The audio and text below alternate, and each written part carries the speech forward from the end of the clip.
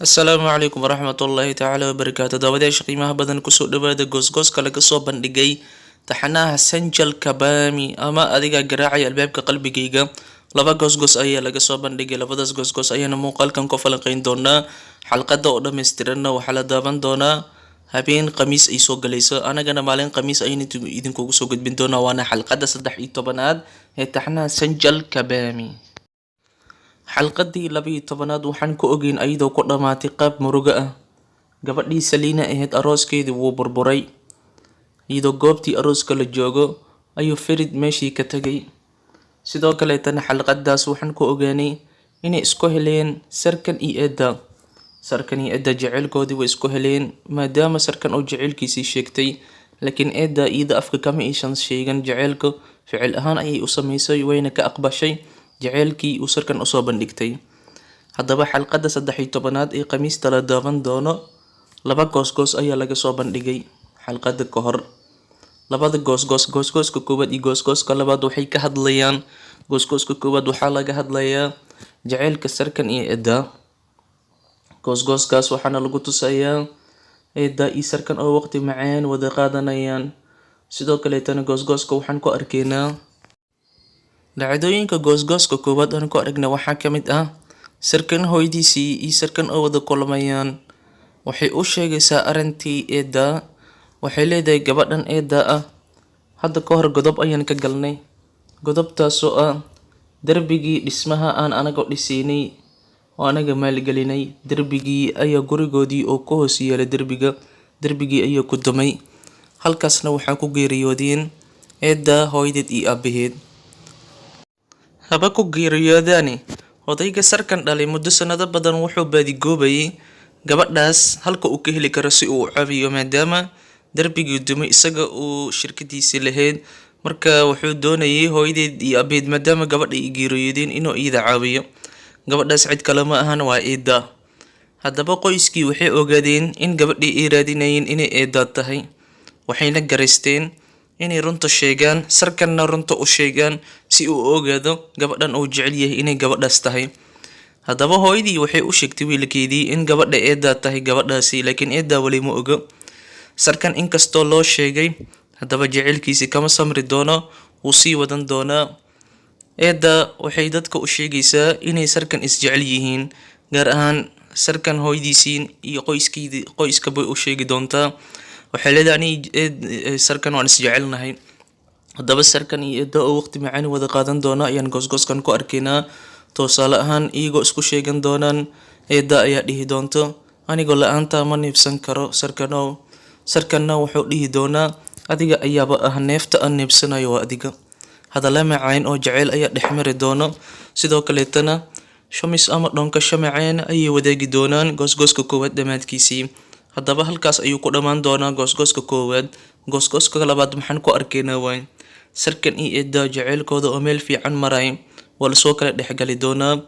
Goosgooska labaad dhacdooyinkaas ayaan ku arkaynaa. Sarkan iyo Edda waxay soo kala dhexgali doonaan nin iyo naag. Naagtana waxay u dhowaanaysaa Sarkan, ninkana wuxuu u dhowaanayaa Edda. Nin baa imaan doono shirkadda Sarkan, wuxuu iska dhigayaa nin ganacsi warrabo. Wuxuu yahay xalqada 13aad ayaan horta ku ogaan doonaa, laakiin goosgoosku wuxuu u muuqdaa nin shuraako la noqonayo shirkadani. Xafiiska ayuu kala shaqayn doonaa Sarkan iyo Edda. Mar walba wuxuu isku dayayaa inuu dhanka Edda u bato. Xafiiska ay ka shaqaynaysa ayuu u badan doonaa. Sarkan ayaana arki doona isku soo dhowaanshaha Edda iyo ninkan. Edda ninkan wax dareen ah uma hayso, ileen Sarkan ayay iyada jeceshay. Laakiin ninkan waxaa moodaa laba mid inuu yahay nin ka helay Edda misana raba inuu Sarkan ka dulqaado, ama nin lasoo dirsaday oo lacag la siiyo loogu talagalay inuu soo kala dhexgalo jaceylka ka dhexeeya Sarkan iyo Edda. Si kasta ee haddaba goosgooska waxaan ku arkaynaa labadooda ama ninkan oo mar walba gabadhani u dhowaanay. Ninka kaleeta gabar aan wajigeedana la tusinin, balse aan ku qiyaasaynin inay tahay Selina ama mid kale, ayaa iyadana saacad walba ag joogto ninkii Sarkan ahay. Edda iyadana markeedii way maseeri doontaa. Sarkan markii hore wuxuu ka maseeray ninkan cusub oo mar walba u dhowaanay Edda, iyo Edda oo ninkan aan yac iska dhihinin. Edda iyadana waxay ka maseeri doontaa Naagtan cusub ee xafiiska timid, taasoo mar walba u dhowaanaysa sarkan. Markay dushii sare ka aragtana way masiiri doontaa.